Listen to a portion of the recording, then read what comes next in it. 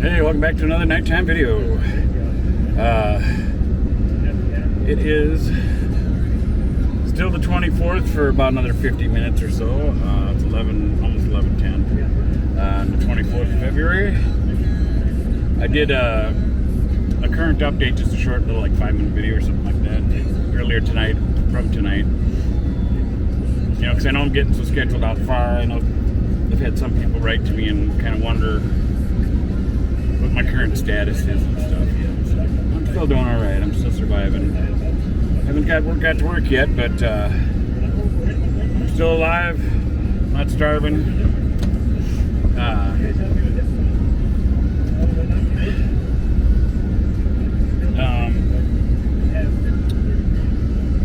Last week, tomorrow's Wednesday again, and I can run for the free play, and I think I'm gonna. Last time I was lucky enough to make enough to put with a few bucks I'd saved squirreled aside so I could get my tabs for my camper. Haven't put them on yet because it's been really cold now. I think it's either tomorrow or Thursday. I think it's supposed to be pretty warm. I'll have to look in a minute here.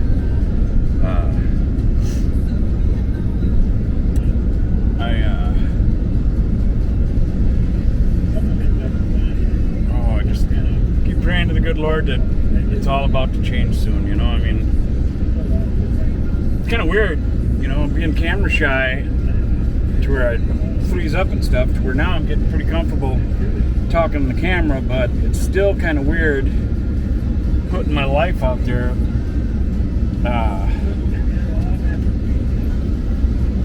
You know, especially with me going through the struggle and being out of work, and you know, sometimes you start losing your self-value a little bit, you know, getting insecure. Oops. And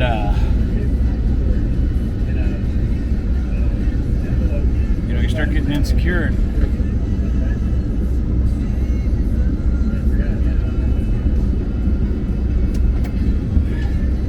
Let's see where my level's at here before I shut everything down.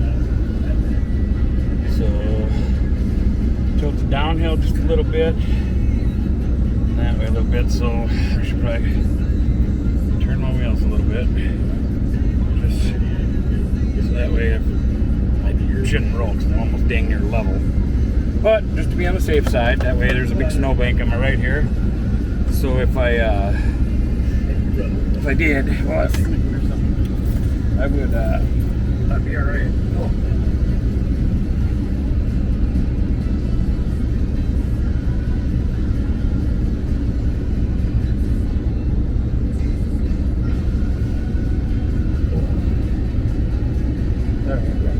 Well, let me sit down for a second. Get this turned a little more centered now. I wonder if I shut off this. Oh, that light did go off. You are someone Jesus loves. Well, that's because his battery probably died, so toss that light up there. I'll have to charge it again. Oh, my knees. So it is. It's 11:11. Yeah. Pull that aside a minute. Here's my little, it takes like 4 AA batteries, that little fairy light chandelier thing I got going up there. I used to have a remote with it where I could change it, you can make it flash or fade or whatever, and control the dimness with the remote. You can't control the dimness with that. The remote crapped out on me or something like that, so I gotta leave it at full brightness. That's okay. And I got rechargeable batteries, AA's, that I recharge off of my solar bank stuff. So I got multiple sets so I can rotate them. So the last ones were dead. They're in the charger right now charging. I'm gonna put those ones in. And that's definitely enough light to see and do stuff. And then I've got another rechargeable light that I stick right over the stove on the vent that shines on the stove for when I'm cooking. I mean, I still got all my 12 volt lighting in here too, but and most of it I've got switched to LED, but I don't use those ones as much because the 12 volt lighting is still to the original house battery, which is a lead acid battery, and it just seems to dump out quicker. And that same battery also powers the fridge to ignite the propane when I'm not plugged into something, you know. So I try not to use that other power except leave it just for the fridge when I'm running the fridge. I don't have the fridge going right now because when we had the cold snap hit us, there's a vent outside the fridge, and I took that vent off, shut the fridge off, brought the vent in, cleaned the inside of it, and then put plastic over the inside of it and taped it all off, and then put the vent back in. That way it blocks the gust of cold air coming whooping through there, so it would stay warmer in here, so I wouldn't burn as much diesel for the diesel heater and stuff. Did a few things like that, and I got plastic that I put, I don't know if you can see that there, I don't know if by the light there, I don't know how well it's showing up, but I got like, you know, painter's drop cloth plastic for like $5 for a big roll of it. And then I did the small windows and the door window with it, and then I just used spring wood clamps to clamp it by the cabinets here, and then drop it down in front of the big bay windows that when I got the shade down. This one over here I've got kind of up out of the way right now with the shade up, so I can see through it and when I'm driving and see traffic and stuff. But at night I pull down the shade and then drop the plastic down and tuck it behind the couch. It creates like an extra vapor barrier that helps it keep it warmer in here, because it's kind of like a double pane window. It creates another temperature barrier, plus it's taken that much volume out of areas that have to heat up as much. And then these curtains here are blackout curtains. They're pretty good. I don't feel too much cold coming through them with that, but they do pretty good when I close this off. So then it stays cold up here in the cab. But it's been doing all right, you know. When we had the like 22 below weather with the high winds and that, well, on those nights I could have the diesel heater running at 73 or something, and it still would stay about 54 degrees in here because of the cold, how cold it was and the wind whipping. So the diesel heater I have in here can't keep up with the high winds and the cold weather as well. I mean, it's still better than freezing. I mean, 54 is not bad when it's 22 below outside, and with the wind I think it was like close to 40 below wind chill or something like that. So it's still not too bad. But then I could take and fire up the buddy heater, you know, to equalize it a little bit and get it warmer in here before I go to bed. The propane furnace that's in here, it worked when we bought it. It's something simple. It's either a thermocouple or I think there's a fan pressure sensor to make sure that the fan's going before it'll let it ignite. So it's either that sensor or a thermocouple, I think, one of those two, which ain't an expensive fix. It's just trying to get to it because it's all compact, and the RV dealership over here that's next door is closed now. They went out of business, so I can't bring it there to get it work done. So I either got to figure it out on my own or find another RV place that can do it. I don't know what we got around here. We've got a couple of places. I don't know if Camping works on them or not. And I can't afford it to fix it now anyway. But I should try to see about some YouTube videos to see how easy it is to get to that. Because I had tried, when my mom was still alive, I tried getting to the furnace on the outside to pull it apart to clean it up and fix it, but it's sealed off pretty good on the outside, so it comes out from under the couch here somehow. So I got to figure out how to get that plate off of the couch and access it from this side to get to the componentry and stuff. But if I get that going, the diesel heater is still way more efficient. I mean, it's super efficient compared to the propane furnaces that come with these RVs. But what would be nice is, because propane furnaces, from my experiences in RVs, they have like a 10-20 degree swing. You know, wherever you got them set at, once it gets down like 10 degrees lower than what you got it set at, it'll kick in, but then it'll like heat up 10 degrees past where you have it set or something. So you go from hot to cold, you know, kind of, it's swinging back and forth. Whereas since I got the diesel heater, that maintains a pretty even temperature. So if I set I got the propane furnace working and set that when it was really cold out, if I set that at, 10 degrees under where I want it, well, then it would kick on and it should, I'd have to find the sweet spot, but that'd be kind of nice to have that working. Just for another backup to it. That's why I got the buddy heater, so in case the diesel heater craps out or something, I've got the buddy heater so I don't freeze. And I still got engine heat, but that gets expensive to run the dash heat. And it's more wear and tear in the motor. So, yeah, I've been, as for depression through this, like I've said before in my videos, mornings are the toughest. When you wake up in the morning, it's just like you wake up and think, oh, here comes another day. I don't have nothing going on. I haven't been hired yet. What am I going to do today, And as much as you look at the job listings and stuff, if you start looking at them every single day, well, then there ain't no new jobs. You get all over applied on everything, and you're waiting for like a new job to pop up. I don't know. But anyway, I caught myself on that word in the middle of it. So it's the toughest in the morning, but one thing that does help doing this channel, God really knows what He's doing. I started this channel because God guided me to share my, best way I can say it right now is to share my faith. Because as for working for God or talking about Scripture or the kingdom, I don't know Scripture well enough. Sure, I might say different quotes or different things I know from the Bible, but I don't know them well enough to quote them from word for word or that, And of course, always anything I say, don't hold it against me if I quoted it wrong or something or didn't have it right. Look it up in the Bible, but I do have unbreakable faith, and I figured with this channel,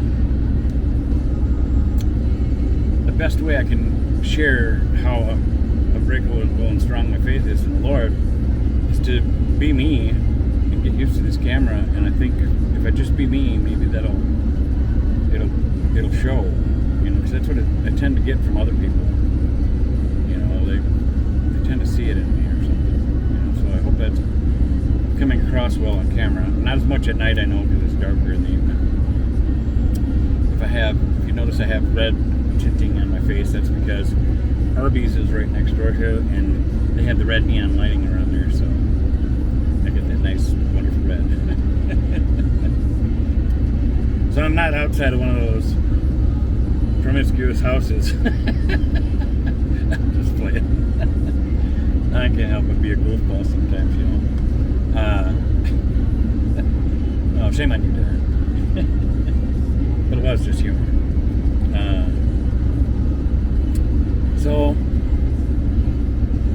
And I did put in another application for Walmart again night before last, I think it was 2 nights ago now, because they got all these shipping containers delivered in here now, because I'd already applied for the storeroom model once, but I sent in another deal through Indeed, and we'll see what happens. But I don't know how their deal works, because I would think after having 6 or 7 applications there for all different positions that I would have at least got an email or something from them saying, like the other places, saying, well, we really appreciate your interest in working for our company, but at this point we're going to move forward with another candidate or whatever. We get a lot of those emails. And of the interviews I've had, what's weird is the interviews I've had, I haven't heard back from them. I've had, 5 or 6 interviews that all went really, really good. Maybe 7. I'm not sure. They all went really well, but I did not hear back from one of them.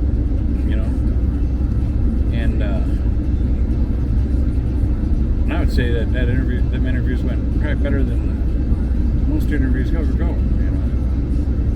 So I don't know if I intimidated people or what, or maybe they thought I was too good, or maybe I'd take their job or something. I don't know about that. I just want to get to work. Of course, then again, like I said, because of my feeling about God, not wanting me to work for corporations or whatever. That part I don't understand. I just know that God didn't want me to work a normal job is what I feel. He wanted me to work for Him. So that's why I started this channel.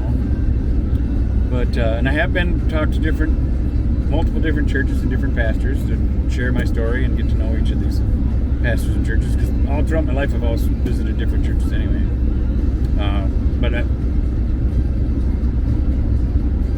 my church is wherever I am, you know, because I talk to God all the time, morning, noon, or night, doesn't matter. Talk to him when I'm driving down the road, or when I'm laying in bed at night. You know, I could be in the shower and I could be talking to God. And there's times I actually like pray too, you know, where I'll like put my hands together and say a prayer. And sometimes I'll do it at night before I go to bed. That's what I used to do a lot when I was a little kid, because my mom taught me how to say my prayers before bedtime, you know. I don't do the little hand thing no more. You know, my mom used to teach me. It's cute. I don't know if it'll show up in the daytime, but she'd have me put my hands together, and then she'd have me go interlock my fingers like this and bend them down like a building, and put my two fingers up here into the point. Or no, she'd do it. No, I'd go like this first. This is my church. This is the church.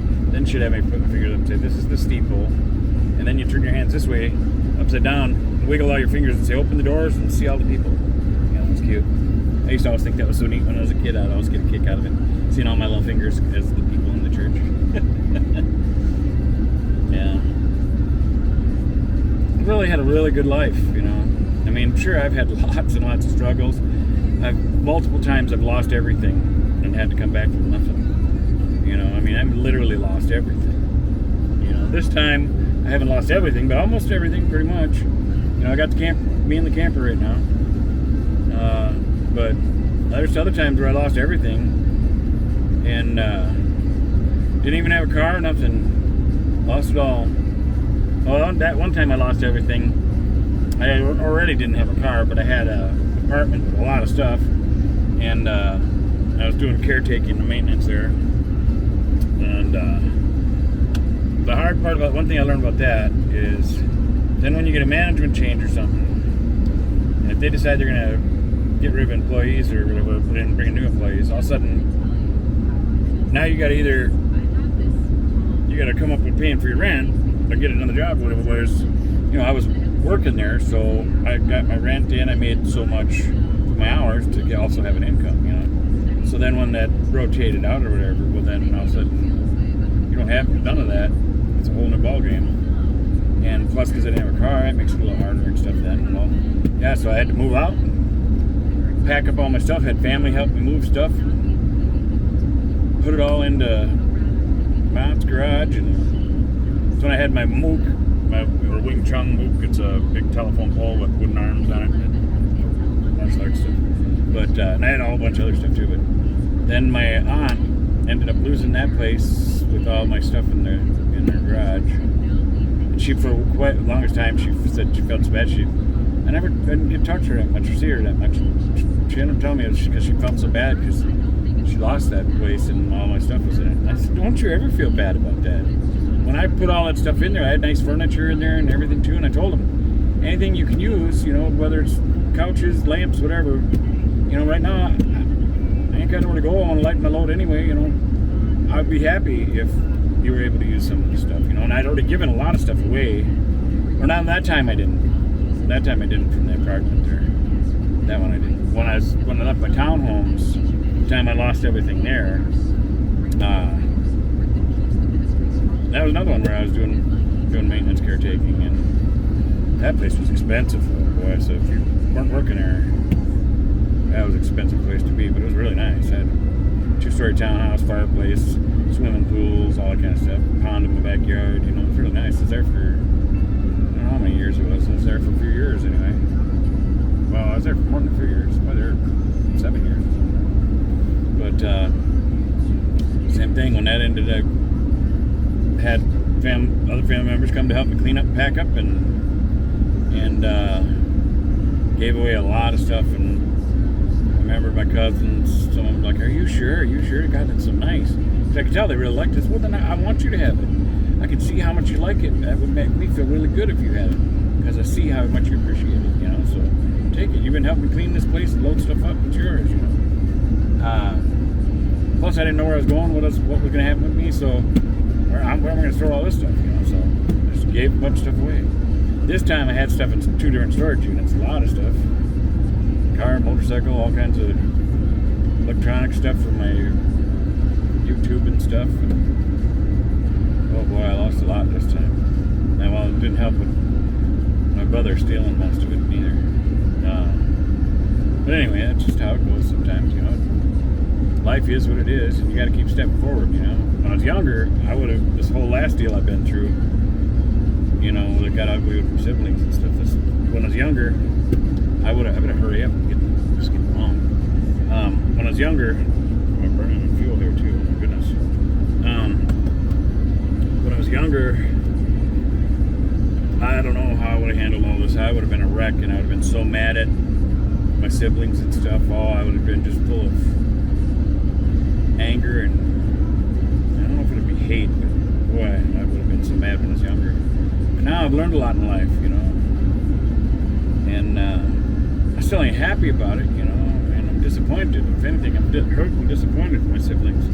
You know, I thought, you know, you wish for the best, man. You think your family, tough situations like that, you think they'd be there to support each other and stuff. And it didn't happen that way, man. It's just everybody just got all really crazy ugly. But there's jealousy there too, though, because I was around my parents more than any of them, because I wanted to take care of them because they're getting old, you know.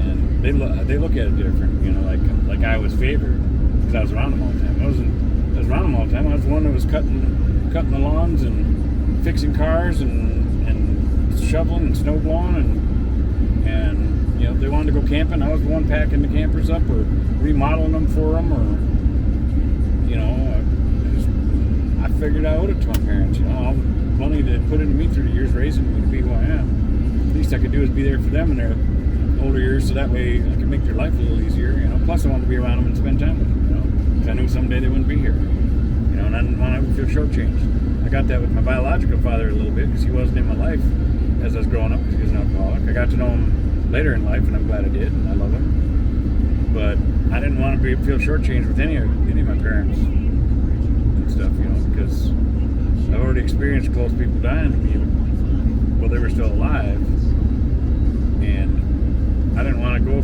through any of those feelings of, God, I wish I would have spent more time with them, you know, or made an effort to be around in their life more, you know. So I made sure that didn't happen. So I don't regret none of it, even though I'm in a tough situation. I got a lot of wonderful memories with my parents because I decided to kind of be there all the time and do whatever I could for them. So of course I took part-time jobs and stuff, so that way I had more time for my parents. But I made enough money through the years to pay bills and be there for my parents. You know, I mean, I could have just been a smart guy and had a good work ethic. I could have worked hard and banked money and stuff and that, but then my parents would have passed away, and I would have felt that money, all that money I could have made, that wouldn't have made me feel any better about my parents being gone, you know. So I'm glad I did it the way I did, because man, I've got wonderful memories. I got so many stories with my parents that I get to tell people, and fun memories. You know, even when I was mowing lawns and stuff, you know. But anyway, this is getting kind of long and dragged out. I just got to keep forcing myself in front of this camera. I'd like to thank you for supporting the channel and watching me. It means a lot. Just watching my videos means the world to me, because it all adds up, you know. The more people watch me, the more it'll suggest videos. The more thumbs up I get, the more I'd suggest videos, you know. So the more subscribers I get, the more it suggests, you know. So thanks a lot. I appreciate it. I hope you get something good out of it. I hope you don't mind me bouncing all over when I'm telling some of my stories. Maybe someday I'll get it organized, I don't know, but at least I'm being me and it's real. So don't forget to talk to God. Tell him I said hi. Tell him I love him. And God bless you. Thanks again, and we'll see you on the next one.